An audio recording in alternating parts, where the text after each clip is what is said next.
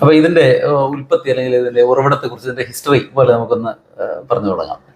ഞാൻ ഈ ചെറുപ്പം മുതൽ തന്നെ ഈ എനർജിയെ കുറിച്ച് ഞാൻ അന്വേഷണം നടത്തി. പല മേഖലകളിലൂടെ നമ്മളിങ്ങനെ ഞാൻ യാത്ര ചെയ്യാൻ ഇഷ്ടപ്പെടുന്ന ആളാണ്. ഈ യാത്ര ചെന്ന് അവസാനിക്കുന്ന പ്രകൃതിയിലാണ്. അപ്പോൾ ഈ പ്രകൃതിയിൽ നിന്നും നമുക്ക് പലതും പഠിക്കാനുണ്ട്. പഠിക്കാനുള്ളൂ. അപ്പോൾ അങ്ങനെ ഈ പ്രകൃതിയെ പഠിച്ച നമ്മുടെ പിതാമഹന്മാർ, അവരെ കുറിച്ചുമുള്ള ചിന്ത നമുക്ക് വന്നു. അങ്ങനെയാണ് ഞാൻ അഗസ്ത്യമുനിയിലെ താളികോലകളെ കുറിച്ചും അഗസ്ത്യമുനി ഈ മേഖലയിൽ പ്രത്യേകിച്ച് ഈ അതായത് ആത്മീയ ശരീരത്തെക്കുറിച്ചും സൂക്ഷ്മ ശരീരത്തെക്കുറിച്ചും സ്ഥൂല ശരീരത്തെക്കുറിച്ചും അതിന് പരിഹാരം പ്രതിവിധി പറഞ്ഞ 18 സിദ്ധന്മാരിൽ ഒരു സിദ്ധനേ ഉള്ളൂ പ്രതിവിധി പറഞ്ഞത്. അത് അഗസ്ത്യമുനി. ഞാൻ ഈ ചെറുപ്പം മുതൽ ഈ യാത്ര ഇഷ്ടപ്പെടുന്ന ആളാണ്. ഈ യാത്രയിൽ നിന്ന് പുതിയ അനുഭവങ്ങൾ ഉണ്ടാകുന്നു. ആ അനുഭവങ്ങൾ നമ്മുടെ ജീവിതത്തിൽ നമ്മൾ പ്രായോഗിക തലത്തിൽ കൊണ്ടുവന്നാൽ ജീവിതത്തിൽ വലിയ മാറ്റങ്ങൾ ഉണ്ടാകുന്നു. ഞാൻ എപ്പോഴോ ചെറുപ്പത്തിലെ മനസ്സിലാക്കിയതാണ്. അപ്പോൾ ഞാൻ ഫ്രീ ടൈമിലൊക്കെ ഭയങ്കരമായിട്ട് നന്നായിട്ട് എവിടേക്കെങ്കിലുമൊക്കെ സുഹൃത്തുക്കളോടൊപ്പം യാത്ര ചെയ്യുമായിരുന്നു. അങ്ങനെ യാത്ര ചെയ്ത് ആ യാത്രയിൽ പലരെയും നമ്മൾ കണ്ടുമുട്ടി. അപ്പം ആ കണ്ടുമുട്ടിയ ആളുകളിലെല്ലാം നമ്മൾ കണ്ട സന്തോഷം, ആനന്ദം, അത് അവരോട് പങ്കുവെച്ചപ്പോൾ അവർക്ക് പറയാനുള്ളത് മറ്റുള്ളവർക്ക് വേണ്ടി നമ്മൾ ജീവിക്കുമ്പോൾ, പ്രത്യേകിച്ച് മറ്റുള്ളവരുടെ സന്തോഷം, മറ്റുള്ളവരുടെ ആനന്ദത്തിലേക്ക് നമ്മൾ കണക്ട് ചെയ്യുമ്പോൾ നമ്മളും ആനന്ദമായി മാറും, സന്തോഷമായി മാറും. നമ്മൾ എന്താണോ ഈ പ്രപഞ്ചത്തിൽ ഒരു താളമുണ്ട്, തഥാസ്തു എന്നാണ്. എന്താണോ പറയുന്നത് അതാണ് നമുക്ക് കിട്ടുന്നത്. നമ്മൾ എന്താണോ ചെയ്യുന്നത് അതാണ് നമുക്ക് കിട്ടുന്നത്. ഇപ്പോൾ നമ്മൾ അത് മനസ്സിലാക്കി നമ്മൾ അതനുസരിച്ച് ഞാൻ യാത്ര ചെയ്ത് എനിക്ക് മനസ്സിലാക്കാൻ കഴിഞ്ഞത് ഇതേപോലെയുള്ള നമുക്ക് മുമ്പേ നടന്ന ആളുകൾ ഇതിനെക്കുറിച്ചൊക്കെ കോറിയിട്ടിട്ടുണ്ട് അവളോടൊക്കെ. അത് നമ്മൾ കാണാതെ പോവുകയാണ്. അപ്പോൾ അങ്ങനെ ഈ പ്രകൃതിയും പ്രപഞ്ചവും അതിൽ നിന്ന് നമ്മൾ ആ പ്രപഞ്ചത്തിൽ നിന്ന് നമ്മൾ മനസ്സിലാക്കാനും കാണാനും ശ്രമിച്ചാൽ നമുക്ക് ഒത്തിരി കാര്യങ്ങൾ പ്രപഞ്ചത്തിൽ നിന്ന് നമുക്ക് കിട്ടുന്നുണ്ട്. അങ്ങനെ ഞാൻ അഗസ്ത്യമുനിയെക്കുറിച്ചും ഭോഗർ സിദ്ധരെക്കുറിച്ചും 18 സിദ്ധന്മാരെ കുറിച്ചും എല്ലാം തന്നെ ഒരു അന്വേഷണം നടത്തി. അങ്ങനെ അന്വേഷണം ചെന്ന് അവസാനിക്കുന്നത് അവരെല്ലാവരും മറ്റുള്ളവർക്ക് വേണ്ടിയാണ് ജീവിച്ചത്. മറ്റുള്ളവരുടെ മാനസികാരോഗ്യം മെച്ചപ്പെടാൻ, മറ്റുള്ളവരുടെ ശാരീരികമായിട്ടുള്ള ആരോഗ്യം മെച്ചപ്പെടാൻ, ആത്മീയ തലം മെച്ചപ്പെടാൻ. ആത്മീയത എന്ന് പറയുമ്പോൾ നമ്മുടെ നാട്ടിൽ ധരിച്ചു വെച്ചിരിക്കുന്നത് അതിന് വേറെ നിർവചനം കൊടുക്കുന്നത്. സ്വന്തം ആത്മാവിനെയാണ് ഹത്യ ചെയ്യുന്നതാണ് ആത്മഹത്യ. സ്വന്തം ആത്മാവിനെ നിന്ദിക്കുന്നതാണ് ആത്മനിന്ദ. അപ്പം നമ്മുടെ ആത്മാവിനെ ആ ആത്മാവിലേക്ക് നമ്മുടെ ഹയർ സോളുമായി നമുക്ക് കണക്ട് ചെയ്യാൻ കഴിഞ്ഞാൽ ബാക്കിയുള്ള താഴെ തട്ടിലുള്ള എല്ലാം നമുക്ക് പരിഹരിക്കാൻ കഴിയും. ഒരു നദിയുടെ മേൽ തട്ട് മാതിരിയാണ് ആത്മീയത, അല്ലെങ്കിൽ ആത്മീയ ശരീരം, ആത്മശരീരം. ആ ആത്മകോശത്തിൽ മാറ്റം വരുത്തിയാൽ താഴെയുള്ള സൂക്ഷ്മ ശരീരത്തിലും സ്ഥൂല ശരീരത്തിലും നമുക്ക് അതനുസരിച്ച് മാറ്റം ഉണ്ടാവും. മറ്റേ രണ്ടും നിലനിൽക്കുന്നതും ഈ നമ്മളിപ്പോൾ കെട്ടിപ്പിടിച്ചുകൊണ്ടിരിക്കുന്ന സ്ഥൂല ശരീരം എപ്പോൾ വേണമെങ്കിലും നമ്മളെ വിട്ടു പോകാവുന്നതാണെന്ന് നമ്മൾ മനസ്സിലാക്കി. അപ്പോൾ എനിക്ക് അതിനെക്കുറിച്ചുള്ള അന്വേഷണം എനിക്ക് കൂടുതൽ ക്ലാരിറ്റി തന്നു. എന്താണ് നമുക്ക് നിരവധി ജന്മങ്ങൾ, ഒരു ജീവിതമല്ല. നമ്മൾ പട്ടിയായും പൂച്ചയായും വൃക്ഷങ്ങളായും എല്ലാം ജീവിച്ച് സമയം അടുക്കാറാവുമ്പോഴാണ് നമ്മൾ ഈ ശരീരം തന്നെ കിട്ടുന്നത് സമയം അടുക്കാറാവുമ്പോഴാണ്. അപ്പൊ അതിലേക്ക് നമ്മൾ എത്തുമ്പോൾ നമ്മൾ അറിയാതെ തന്നെ ഈ ക്ലെൻസിങ്, ആത്മീയ മാലിന്യങ്ങളുടെ ക്ലെൻസിങ് നമ്മൾ അറിയാതെ തന്നെ ചെയ്യും. നമ്മളപ്പോൾ ഈ പാതകൾ തിരഞ്ഞെടുക്കും. അങ്ങനെ ഞാൻ ആകസ്മികമായി തിരഞ്ഞെടുത്തതല്ല എന്ന് ഞാൻ ഉറച്ചു വിശ്വസിക്കുന്നു. ഇതെന്റെ പൂർവികർ ഈ മേഖലയിൽ പ്രവർത്തിച്ചിരുന്നു, അവരുടെ തുടർച്ചയാണ് ഞാനെന്ന് ഞാൻ മനസ്സിലാക്കുന്നു. തീർച്ചയായും അതൊരു എത്തിച്ചേരലാണ്, അല്ലെങ്കിൽ അത് പ്രപഞ്ചം തന്നെ നമ്മളെ നിയോഗപ്പെടുത്തുന്നതാണ്, അല്ലെങ്കിൽ നമ്മൾ സ്വയം ക്രമപ്പെടുത്തുന്നത് അതിലേക്ക് എത്തിച്ചേരുക എന്ന് പറയുന്നതിലേക്ക്.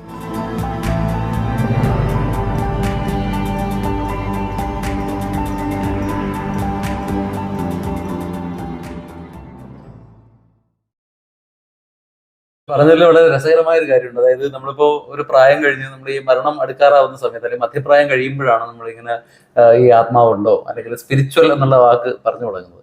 യഥാർത്ഥത്തിൽ സ്പിരിച്വൽ എന്നുള്ള വാക്കെന്ന് വെച്ചാൽ that is related to the spirit എന്നാണ്. ദ സ്പിരിറ്റ് എന്ന് വെച്ചാൽ ദ എനർജി വിത്തിൻ. നമ്മൾ ജനിക്കുന്നതിന് മുമ്പും ജനിച്ചതിന് ശേഷമൊക്കെ നിലനിൽക്കുന്ന ഒരു സാധനം സ്പിരിറ്റ് മാത്രമാണ്.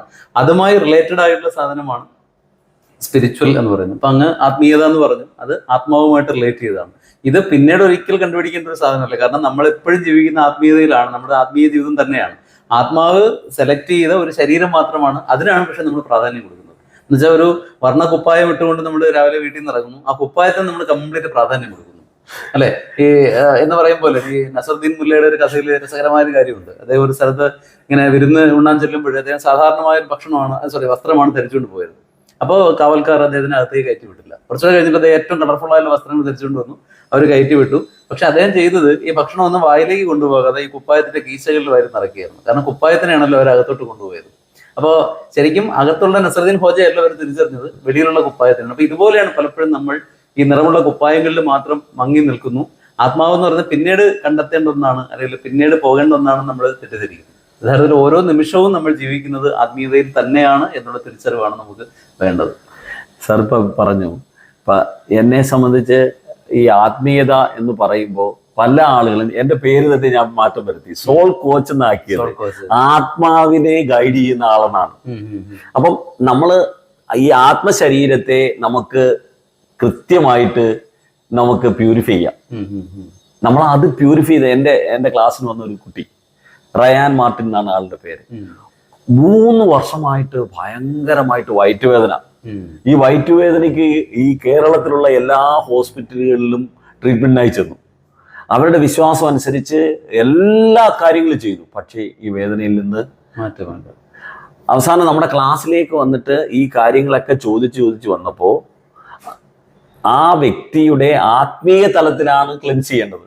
നമ്മൾ ഈ പ്രോസസ്സ് ചെയ്യുന്ന സമയത്ത് നമ്മൾ നമ്മുടെ ബ്രെയിനിലെ ഈ പ്രധാനപ്പെട്ട ഈ പോയിന്റുകളിൽ ടച്ച് ചെയ്ത്, അല്ലെങ്കിൽ നമുക്ക് ഇവർക്ക് ഈ ആത്മീയ വിധാനത്തെ ശുദ്ധീകരണം നടത്തുന്ന പ്രോസസ്സിലേക്ക് ഇവരെ കടത്തി വിട്ടപ്പോൾ വലിയ മാറ്റം അവരിൽ ഉണ്ടായെന്നുള്ളതാണ്. അവർക്കൊരു തിരിച്ചറിവാണ്. എന്താണ് ഇത്ര യഥാർത്ഥത്തിൽ മരുന്ന് കഴിക്കേണ്ടെന്നല്ല പറഞ്ഞു, കഴിക്കുന്നതോടൊപ്പം തന്നെ ഇതുകൂടി ആത്മീയ വിധാനം കൂടി മെച്ചപ്പെടുത്തിയെങ്കിൽ മാത്രമേ, ആത്മീയമായിട്ടുള്ള മാലിന്യങ്ങളെ ശുദ്ധീകരണം നടത്തിയെങ്കിൽ മാത്രമേ നമുക്ക് ഈ പറയുന്നതിൽ നിന്നൊക്കെ റിക്കവർ ആവാൻ സാധിക്കുള്ളൂ. അതൊരു ഇപ്പം പല ആളുകളും ആത്മഹത്യ ചെയ്യുന്നുണ്ടാ, നമ്മൾ പുറമേ നിന്ന് നോക്കുമ്പോൾ അവർക്കെല്ലാം ഉണ്ട്, അവർക്കെല്ലാം ഉണ്ടെങ്കിലും അവർക്ക് എന്തോ ഒരു മിസ്സിംഗ് ആണ്. അപ്പം അതിന്റെ എണ്ണം ക്രമാതീതമായി കൂടുക. ആത്മഹത്യയുടെ എണ്ണം ജീവിതം തന്നെ മടുത്തു. അതേപോലെ തന്നെ ബന്ധങ്ങളിൽ ഇത് വല്ലാതെ ബാധിക്കുന്നു. ഭാര്യാഭർത്തൃ ബന്ധങ്ങളിൽ, സൗഹൃദങ്ങളിൽ, വ്യക്തി ജീവിതങ്ങളിൽ, അതേപോലെ തന്നെ ആളുകൾ അസന്തുഷ്ടത, ഉത്കണ്ഠയും ആശങ്കയും ഇതെല്ലാം ഓർത്തിട്ട് രാത്രി കിടന്നാൽ ഉറക്കമില്ല. ഉറക്കമില്ലാത്തൊരവസ്ഥ എന്ന് പറഞ്ഞാൽ മനുഷ്യൻ മരിച്ചു എന്നാണ്. ഈ വരാൻ പോകുന്ന എൻ്റെ മരണത്തെക്കുറിച്ച് ഞാൻ ഇന്നേ ചിന്തിക്കുക. വരാൻ പോകുന്ന വലിയ ഒരു ഉരുൾപൊട്ടൽ വരാൻ പോകുന്നു എന്ന് പറഞ്ഞ് നമ്മൾ ഇന്നേ ചിന്തിച്ചിട്ട് കാര്യമുണ്ടോ? നമുക്ക് ഈ പ്രസന്റിൽ ജീവിക്കാൻ കഴിയുന്നില്ല. ജീവിതം വളരെ ഈസി ആവുന്നില്ല, ജീവിതം വളരെ സുഗമമാവുന്നില്ല. അവരെ ഈ നെഗറ്റീവ് ചിന്തകൾ വല്ലാതെ അലട്ടുന്നു. അതിന് പ്രതിവിധിയായിട്ട് അവർ വലിയ ഏതെങ്കിലും ഒരു സൈക്കാട്രിസ്റ്റിന്റെ അടുത്ത് ചെന്ന് കണ്ട് കുറെ മരുന്നുകൾ വാങ്ങിച്ച് കഴിക്കുന്നു. എന്നിട്ട് അവരെ അഡിക്ഷനിലേക്ക് പോകുന്നു. ഏതെങ്കിലും ഇപ്പൊ ഉറക്കമില്ലാത്ത ഒരാൾ നേരെ ചെല്ലുന്നത് ഏതെങ്കിലും ഒരു ബാറിൽ ചെന്ന് മദ്യപിച്ചിട്ട് പോയി കിടക്കുകയാണ്. അവസാനം അവരുടെ ആരോഗ്യത്തെ തന്നെ അത് ബാധിക്കുന്നു. ഈ അഡിക്ഷൻ അവരതിനൊരു എസ്കേപ്പിസമാണ്. അവരതിൽ നിന്ന് ഒളിച്ചോടാൻ ശ്രമിക്കുകയാണ്. അവരുടെ യഥാർത്ഥമായ ആത്മീയ ശരീരത്തിന് ശുദ്ധീകരണം വരുത്താതെ അവർ എസ്കേപ്പിസം നടത്തുമ്പോൾ ഫലത്തിൽ അവരുടെ ഫിസിക്കൽ ബോഡിയിലും അത് റിഫ്ലക്ട് ചെയ്യുന്നു. സാറിന് ഞാൻ പറഞ്ഞ് മനസ്സിലാവുന്നുണ്ടോ? അതായത് ഇപ്പൊ തൽക്കാലത്തേക്ക് പല ആളുകളും ഇപ്പോൾ ഉള്ള അവസ്ഥയിൽ നിന്ന് റിക്കവർ ആവാൻ വേണ്ടി മരുന്നുകൾ, അതും മരുന്നായാലും ആൽക്കഹോൾ ആയാലും ഡ്രഗ്സ് ആയാലും ഇതെല്ലാത്തിലേക്കും ആളുകൾ തിരിയുന്നത് ഇതിൽ നിന്നാണ്. അപ്പൊ ആത്മശരീരത്തിന് ശുദ്ധീകരണമാണ് നമ്മൾ ശ്രീസൂര്യയിലൂടെ കൊടുക്കുന്നത്. അത് അവർക്ക് പല ആളുകളും അവരുടെ ലൈഫ് പർപ്പസ് പോലും അറിയുന്നില്ല എന്നുള്ളതാണ്. എന്തിനു വേണ്ടി ജീവിക്കുന്നു, ആർക്ക് വേണ്ടി ജീവിക്കുന്നു, എന്റെ ജീവിതം എന്താണ്, എന്തിനു വേണ്ടിയാണെന്നുള്ള ചോദ്യമാണ്. അവർക്ക് ഭയങ്കരമായിട്ട് നല്ല സാലറി ഉണ്ട്. ഇപ്പോൾ ടെക്നോ പാർക്കിൽ ജോലി ചെയ്യുന്ന ആളുകൾ, അവർക്ക് നല്ല സാലറി ഉണ്ട്, പക്ഷെ അവര് ജീവിതം ബോറടിച്ചു, ജീവിതത്തിൽ ഒരു സന്തോഷമില്ല. അപ്പം അങ്ങനെ നമ്മുടെ സന്തോഷം, എന്തുകൊണ്ടാണ് സന്തോഷം കിട്ടാത്തത് എന്ന് അവരെ തേടുന്നില്ല, അന്വേഷിക്കുന്നില്ല. അവരിപ്പോ ഒരു ഡാൻസ് ബാറിൽ ചെല്ലുമ്പോൾ അവർക്ക് സന്തോഷമായിട്ട് അവർ അഭിനയിക്കുകയാണ്. വില കൂടിയ അല്ലെങ്കിൽ ഒരു വലിയ മുന്തിയ ഹോട്ടലിൽ ചെന്ന് ആഹാരം കഴിക്കുമ്പോൾ സന്തോഷം കിട്ടുന്നതായിട്ട് അവരെ അഭിനയിക്കുകയാണ്. യഥാർത്ഥമായ സന്തോഷം അവരുടെ ഉള്ളിലുള്ള സോൾ തലത്തിലാണെന്ന് അവര് തിരിച്ചറിയുന്നത്. അവർക്ക് ഒരു പ്രോപ്പർ ആയിട്ടുള്ള ഒരാൾക്ക് ഈ കൃത്യമായിട്ട് ഈ സന്തോഷം കിട്ടുവാണെങ്കിൽ അവർക്ക് നല്ല ഉറക്കം കിട്ടും, സമയത്തിന് ആഹാരം കഴിക്കാൻ കഴിയും, ഓരോ സെക്കൻഡിലും ഫ്രാക്ഷൻ ഓഫ് സെക്കൻഡ്സ് ഈ നിമിഷത്തിൽ അവർക്ക് ജീവിക്കാൻ സാധിക്കും. നാളെ എന്ത് സംഭവിക്കട്ടെ ഈ നിമിഷത്തിൽ അവർക്ക് ചിരിക്കാൻ കഴിയും, പുഞ്ചിരിക്കാൻ കഴിയും. അവരുടെ ഉള്ളിലുള്ള സന്തോഷം മറ്റുള്ളവർക്ക് അവർക്ക് കൊടുക്കാൻ കഴിയും. ഇന്നത്തെ കാലത്ത് ആർക്കെങ്കിലും അങ്ങനെ കഴിയുന്നുണ്ടോ? ഇപ്പൊ നമ്മളെല്ലാവരും നെഗറ്റീവ് എനർജിയിലായി. മൊബൈൽ എന്ന് പറയുന്നത് നമ്മളിപ്പോ ഒരു പെൻഡുലം വെച്ചിട്ട് നമ്മുടെ ഈ മൊബൈൽ നോക്കുകയാണെങ്കിൽ തിരിയത്തില്ല.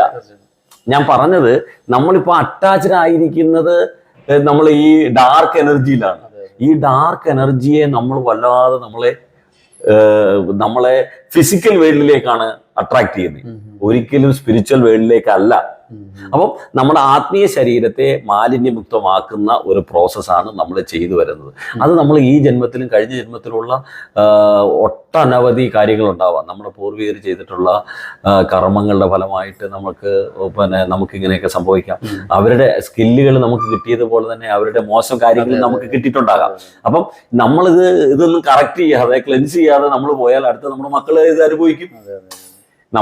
ഞാനിപ്പോ ചെയ്ത പ്രവൃത്തി ഞാനത് അത് ക്ലെൻസ് ചെയ്യാതെ ശുദ്ധീകരണം നടത്താതെ അടുത്ത തലമുറയിലേക്ക് വിട്ടുകൊടുക്കുമ്പോൾ അവരുടെ ജീവിതവും ഉത്കണ്ഠ നിറഞ്ഞതും ദുരിതപൂർണവും ദുഃഖപൂർണവുമായിട്ടത് മാറുന്നു. അപ്പൊ ഇതിന്റെ പ്രക്രിയ എങ്ങനെയാണ്? ഏത് രീതിയിലാണ്? അതായത് നമ്മൾ പ്രധാനമായിട്ടും ചെയ്യുന്നത് ഒന്ന് ഗ്രാറ്റിറ്റ്യൂഡ് വേണം. നമ്മൾ ഇതൊക്കെ ചെയ്യുമ്പോഴും ഗ്രാറ്റിറ്റ്യൂഡ് ഇല്ലെങ്കിൽ ഇതൊന്നും കിട്ടില്ല.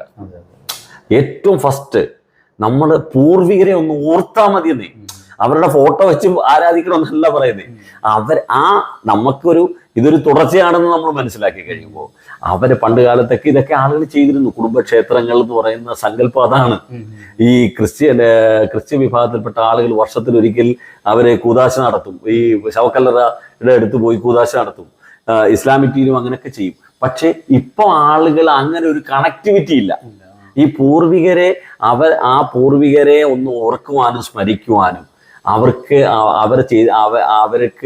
അവരെ ഒന്ന് പരിഗണിക്കാൻ നമ്മൾ തയ്യാറായാൽ തന്നെ നമ്മുടെ 90% കാര്യങ്ങൾ പരിഹരിക്കപ്പെടുമെന്നുള്ളതാണ്. ഇതിന്റെ പ്രോസസ്സുകൾ എങ്ങനെയാണ് ഈ ഒരു കോഴ്സ്? ശ്രീസൂര്യ എന്ന് പറയുന്നത് നമ്മൾ പ്രധാനമായിട്ട് ഇപ്പോൾ ആളുകളിൽ കണ്ടുവരുന്ന ഒരു പ്രധാനപ്പെട്ട വിഷയം എന്ന് പറയുന്നത് മുറിവേറ്റ മനുഷ്യരാണ്. അതിപ്പം മുറിവേറ്റ പുരുഷന്മാരും ഉണ്ട്, മുറിവേറ്റ സ്ത്രീകളും ഉണ്ട്. അതായത് വൂണ്ടഡ് ആയിട്ടുള്ള മാസ്കുലിനും ഉണ്ട്, വൂണ്ടഡ് ആയിട്ടുള്ള ഫെമിനിനും ഉണ്ട്. ഒരാളിൽ തന്നെ ഇത് രണ്ടും ഉണ്ട്. അത് കാരണം ഈ വൂണ്ടായി കഴിഞ്ഞാൽ, മുറിവേറ്റ് കഴിഞ്ഞാൽ അത് ചിലപ്പം ചെറുപ്പത്തിലുള്ള റിജക്ഷൻ ആകാം, ചെറുപ്പത്തിലുള്ള ഏതെങ്കിലും ഒരു ഇൻസിഡന്റ് ആകാം. അത് ചിലപ്പം ചെറുപ്രായത്തിൽ ഇപ്പം ഓർമ്മ വെച്ച നാളില് ഒരാളുടെ തലച്ചോറ് ഉറയ്ക്കുന്ന സമയം മുതൽ ആ ആളിൽ ഏതെങ്കിലും തരത്തിലുള്ള ഒരു ട്രോമാസ് ഉണ്ടെങ്കിൽ അത് ഇങ്ങനെ ഇലക്ട്രോ മാഗ്നറ്റിക് ഇംപ്രിന്റിംഗ് എന്നാ പറയുന്നത്. അത് ഇങ്ങനെ കിടന്ന് അതനുസരിച്ചുള്ള വൈബ്രേഷനുകളെ അട്രാക്ട് ചെയ്യും. അപ്പം ചില ആളുകൾ എന്തുകൊണ്ടാണ് ഭയങ്കരമായിട്ട് ദുഃഖം എപ്പോഴും കരഞ്ഞുകൊണ്ടിരിക്കുന്ന ആളുകളുണ്ട്. അവരിങ്ങനെ ഫീലിംഗ് ഇമോഷൻ മാത്രമേ ഉള്ളൂ. ആ ഫീലിംഗിൽ അവരെ ജീവിക്കുക, അവരുടെ ജീവിതം തന്നെ ഫീലിംഗ് ഇമോഷൻ. നമ്മൾ തന്നെ ശ്രദ്ധിച്ചാൽ അറിയാം, കള്ളുകൂടിയ മദ്യപാനിയായിട്ടുള്ള ഒരാളുടെ വീട്ടിലെ മകളെ നമ്മൾ എത്ര മദ്യപാനി അല്ലാത്ത ആളിനെ കല്യാണം കഴിച്ചു വിട്ടാലും അയാളെ മദ്യപിപ്പിക്കും ആ മകള്. കാരണം ഈ കുട്ടി ചെറുപ്രായം മുതലേ കണ്ടുവരുന്നത് മദ്യപാനിയായ അച്ഛൻ അമ്മയെ വന്ന് മദ്യപിച്ചിട്ട് തല്ലുന്നതാ. അപ്പൊ ഇവൾ അറിയാതെ തന്നെ ഒരു കാഴ്ചപ്പാട് രൂപപ്പെടുക, ലോകത്തുള്ള എല്ലാ പുരുഷന്മാരും മദ്യപാനികളാണ്, ഭാര്യമാരെ തല്ലികളാണ്. അപ്പം ഇതിനെ കെട്ടിച്ചു വിടുന്ന ഹസ്ബൻഡ് മദ്യപാനി ആയിരിക്കത്തില്ല. കാരണം അമ്മയുടെ അവസ്ഥ ഇതായതുകൊണ്ട് മകൾക്ക് ഇതുണ്ടാവരുത് എന്നുള്ളത് ബോധപൂർവ്വം അവര് ഇത് നല്ലൊരു ആലോചനയായിരിക്കും കൊണ്ടുവരുന്നത്. കല്യാണം കഴിക്കുന്ന ആ പയ്യനെ ബോധപൂർവമായി ജഡ്ജ്മെന്റ് ആയിട്ട് ആ ഒരു ഇലക്ട്രോ മാഗ്നറ്റിക് ഇംപ്രിന്റിംഗ് എന്നൊക്കെ പറയുന്ന കിടക്കുന്നത് വെച്ചിട്ട് ഒരു സാഹചര്യങ്ങളെ ഉരുത്തിരിഞ്ഞു കൊണ്ടുവരും. ഏതെങ്കിലും ഈ വിവാഹം കഴിക്കുന്ന പയ്യൻ ഓഫീസിൽ നിന്ന് ഒരല്പം വീട്ടിലേക്ക് വരാൻ താമസിച്ചു പോയിട്ടുണ്ടെങ്കിൽ പണ്ട് എങ്ങനെയാണോ അമ്മ അച്ഛനോട് റിയാക്ട് ചെയ്തത് ആ പ്രതികരണത്തിലേക്ക് ഈ മകള് പെരുമാറും. ഒരുക്കുന്നു. കാരണം അവരുടെ ട്രോമാസ് അതാണ് അവർ കണ്ടു വളരുന്നത്. അവരതിലേക്ക് അട്രാക്ട് ചെയ്ത് പണ്ട് അമ്മ എങ്ങനെയാണോ അടി വാങ്ങിച്ച് ഉറങ്ങിയത് അതുപോലെ ഉറങ്ങാതെ അവരതുവരെ ഗെയിം കളിക്കും. അവരറിയാതെ തന്നെ അവർ ഗെയിം കളിക്കുക ചെയ്യുന്നത്. അപ്പൊ ഇങ്ങനെയൊക്കെയുള്ള ആളുകളുണ്ട്. അവരെ ജീവിതത്തിലേക്ക് തിരിച്ചു കൊണ്ടുവരാൻ കഴിയും. അവരുടെ കാഴ്ചപ്പാടുകളിൽ മാറ്റം വരുത്താൻ കഴിയും. നിങ്ങളുടെ കാഴ്ചപ്പാടുകളാണ്, അല്ലാതെ ഈ സമൂഹം അല്ല കുറ്റക്കാരൻ, നിങ്ങളുടെ കാഴ്ചപ്പാടാണ്, നിങ്ങളുടെ മാത്രം കാഴ്ചപ്പാടാണ്. Very interesting point of view.